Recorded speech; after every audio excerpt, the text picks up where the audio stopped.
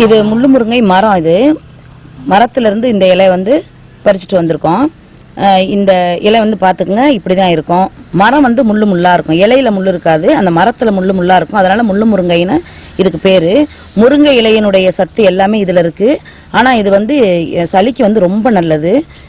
இதை எப்படி ரொட்டி சுட்டு சாப்பிட்றது அப்படின்றத இந்த வீடியோவில் உங்களுக்கு நான் காமிக்க போகிறேன்.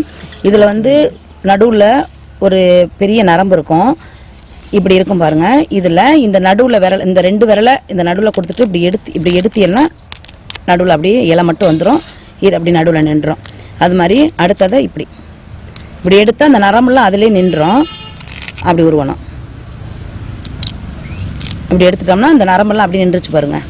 ஏன்னா அந்த நரம்பு வந்து நம்ம அரைக்கையிலையோ மிக்சியில் போடையிலையோ அது அரைப்படாது.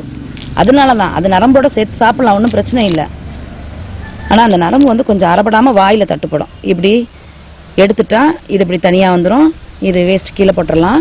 இதுதான் நம்ம வந்து அரிசி வந்து ஊற வச்சு வச்சுருக்கேன் ஆல்ரெடி. அந்த அரிசியோட சேர்த்து இதை அரைச்சி நான் வந்து அந்த பேஸ்ட்டை வந்து நான் வச்சுருக்கேன். உங்களுக்கு எப்படி ரொட்டி சுடுறதுன்னு செஞ்சு காமிக்கிறேன். இப்போ இந்த புழுங்கல் அரிசி போட்டால் போதும். இந்த புழுங்கல் அரிசியை ஒரு கைப்பிடி அல்லது இந்த அலாக்குன்னு சொல்லுவோம்ல, அதில் ஒரு அரை அலாக்கு எடுத்துக்கிட்டால் போதும். அதை நல்லா ஊற வச்சுருக்கோம். இந்த அரிசியை தண்ணியை வடிச்சிட்டு இந்த இலையோடு நம்ம பிச்சு எடுத்து வச்சுருக்கோம், நரம்பெல்லாம் எடுத்து வச்சுருக்கோம்ல, அந்த இலையோடு சேர்த்து அரைச்சி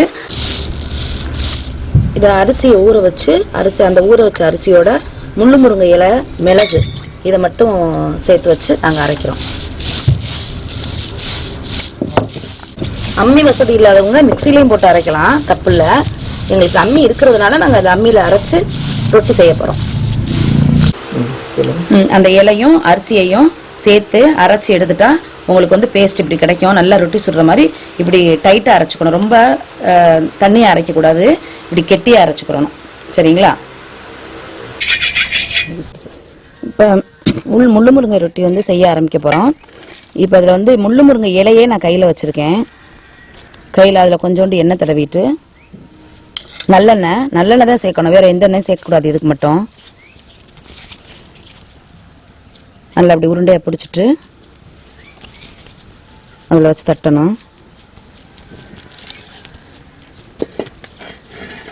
இந்த இலை இல்லைன்னா, கிடைக்கலைன்னா வாழை இலையில கூட வந்து நீங்கள் தட்டலாம்.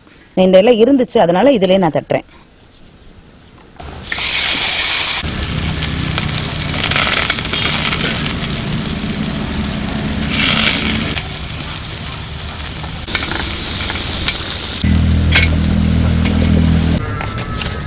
முள்ளு முருங்கையும் அரிசியையும் சேர்த்து சூப்பரான ஒரு ரொட்டி செஞ்சிட்டோம். இது வந்து உண்மையிலே டேஸ்ட்டாகவும் இருக்கும், சாப்பிட்றதுக்கு உடம்புக்கு ரொம்ப நல்லது. இது வந்து சளி, இருமல், வறட்டிருமல், நெஞ்சு சளி எல்லாத்துக்குமே இது ரொம்ப நல்லது. நீங்கள் செஞ்சு பாருங்கள். நான் அனுபவிச்சு தான் உங்களுக்கு நான் ஒவ்வொரு வீடியோவும் போடுறேன். இதுவும் நான் அனுபவிச்சு தான் போடுறேன். நான் செஞ்சு பார்த்து சாப்பிட்டு எனக்கு சளி குறைஞ்சதுனால தான் அந்த வீடியோ வந்து மக்கள் எல்லாரும் பார்க்கட்டும்னு போடுறேன். அதனால் இதை நீங்கள் கண்டிப்பாக வீட்டில் செஞ்சு பாருங்கள். இந்த வீடியோ உங்களுக்கு பிடிச்சிருந்துச்சுன்னா லைக் பண்ணுங்கள், ஷேர் பண்ணுங்கள், சப்ஸ்கிரைப் பண்ணுங்கள்.